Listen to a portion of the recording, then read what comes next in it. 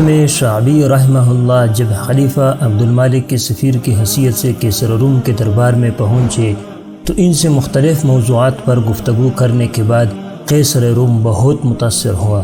اس عیسائی بادشاہ نے مسلمانوں کے سفیر کو ایک وسیع النظر عالم دین، ایک نقطۂ رس سیاستدان اور امت مسلمہ کا ایک خیرخواہ ترجمان پایا۔ اس پر قیصر روم نے پوچھا، کیا آپ شاہی خاندان سے ہیں؟ امام شعبی رحمۃ اللہ علیہ نے جواب دیا، نہیں، میں ایک عام عرب ہوں۔ بہت دنوں کے بعد جب امام شعبی رحمہ اللہ واپس خلیفہ عبد المالک کے پاس جانے لگے تو قیصر روم نے انہیں خلیفہ کے نام چند خطوط دیے اور آخر میں ایک سفید لفافہ دیتے ہوئے کہا کہ جب آپ تمام خطوط پیش کر دے تو آخری خط یہ دیجیے گا۔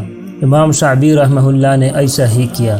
انہوں نے جو کچھ سلطنت روم میں دیکھا تھا اس سے بحیثیت سفیر زبان بیان کیا اور ایک ایک کر کے قیصر روم کے تمام خطوط بھی خلیفہ عبد المالک کے مطالعہ کے لیے پیش کر دیے۔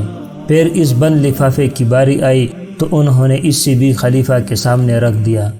جب خلیفہ عبد المالک نے یہ آخری تحریر پڑھی تو کچھ دیر سوچتے رہے، پھر امام شعبی رحمہ اللہ کی جانب دیکھا اور کہا، کیا آپ جانتے ہیں کہ اس خط میں کیا لکھا ہے؟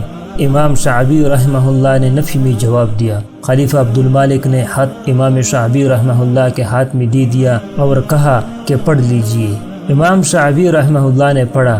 وہ یہ دیکھ کر حیران رہ گئے کہ خط خود ان کے بارے میں قیصر روم نے لکھا تھا، اور اس خط میں یہ لکھا تھا، مجھے اس قوم پر حیرت ہے جس نے ایسے انسان کو چھوڑ کر ایک دوسرے شخص کو اپنا بادشاہ بنا رکھا ہے۔